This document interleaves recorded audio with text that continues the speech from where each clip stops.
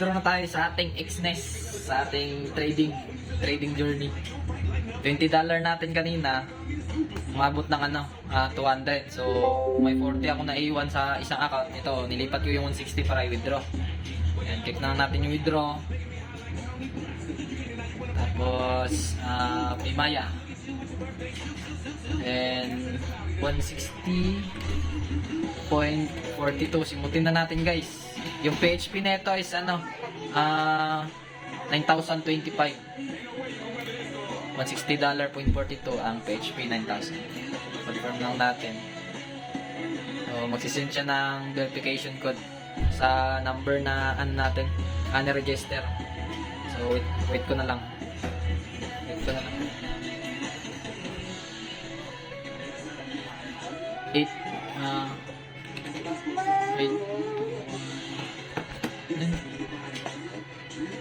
821,992. Okay. Confirm. Okay, press withdrawal via Paymaya. Lagyan natin yung number natin.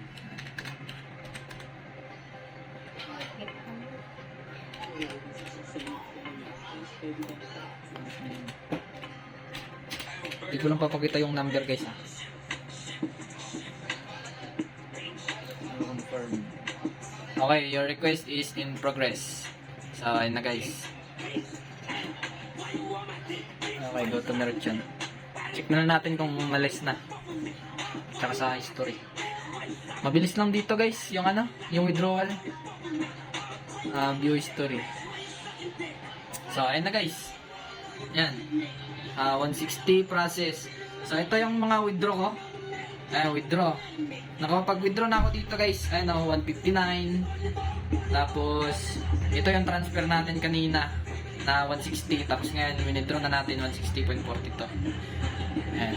So, wait na lang natin. Dalawa kasi yung account ko, guys. So, wait na lang natin tumalis. Tapos, madating sa natin, Paymaya. So, may update ko kayo, guys, pagdating sa Paymaya. Ayan, hindi pa nalis, baka process pa nila. Ito yung trade natin kanina dito. Ito yung trade natin kanina.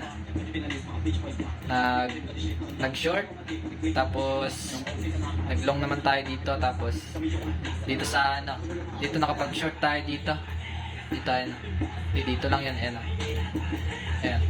Ito yung isang entry natin, hindi nasundo. Sayang, kung nasundo to, hindi, paldo na naman sana.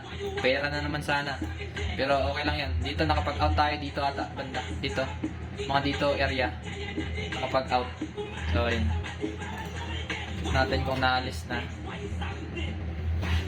Wala pa. Process pa yan. Baka mamaya mga araw, wait na lang natin 5 minutes to 10 minutes. Mabilis lang yan.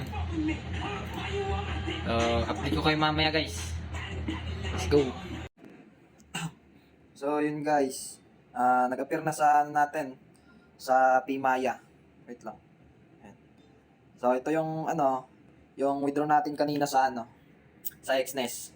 So, dumating na exact 9,025.92. Then yung pinakita ko sa inyo na withdraw ko din nung kaninang